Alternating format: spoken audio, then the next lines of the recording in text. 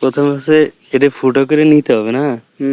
এই দুটো, তারপর না চারটা, চারটা, এই ভিতরেও একটা, তারপর গুঁড়ো দিয়ে বাঁধতে হবে, আর এই পাশে এভাবে বাঁধে রাখতে হবে, যতদিন না না কাটবে ততদিন এরকমই থাকবে। তারপর এটা রাউন্ড দেয়া, আর যেই যখন এই দিন কাটবে না তখন আটকে যাবে এটা, আর এর মধ্যে খাবার দিয়ে রাখতে হবে। আর রাখবা কি গর্তের কাছে?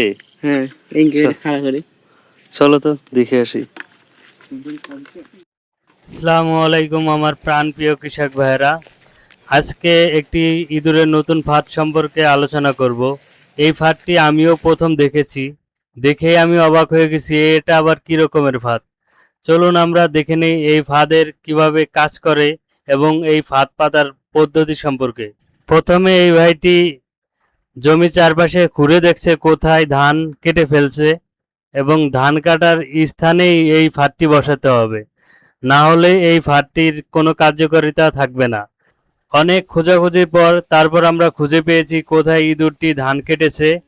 আমরা ধান কাটার স্থান দেখে অনেক অবাক হয়েছি, কারণ কাইটে ছাপা ছাপা করে লাইছে। এত কাঁচা তাই ওরা খায়। ওই যে সামনে দেখা তাহলে আরো বেশি কাটছে।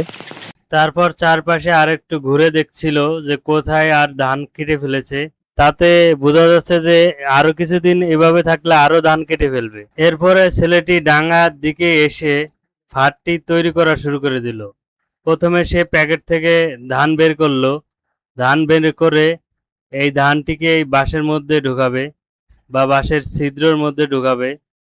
এর মধ্যে দিলে পড়ে যাবে না?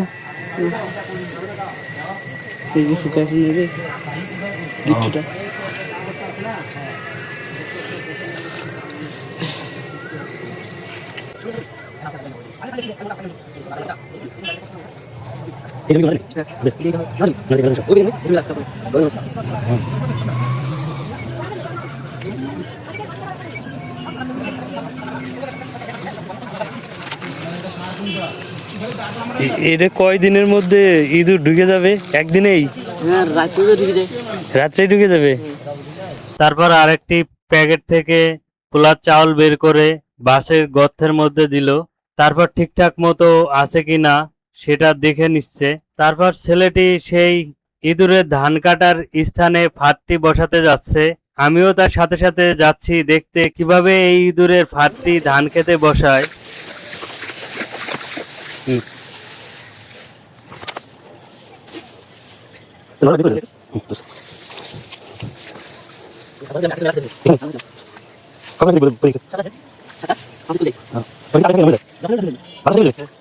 তারপর ছেলেটি একটি কাদা দিয়ে উঁচু করে নিল যাতে বাঁশটি পানির নিচে ডুবিয়ে না যায়, এবং এই কাদার উপরেই এই ফাঁদটি বসায়, যাতে কাদার উপরে থাকলে ইঁদুর সহজেই দেখতে পারে এবং সহজে এর মধ্যে ঢুকে যেতে পারে, এবং ঢুকলেই ইঁদুরটি এই ফাঁদে আটকা পড়ে যাবে।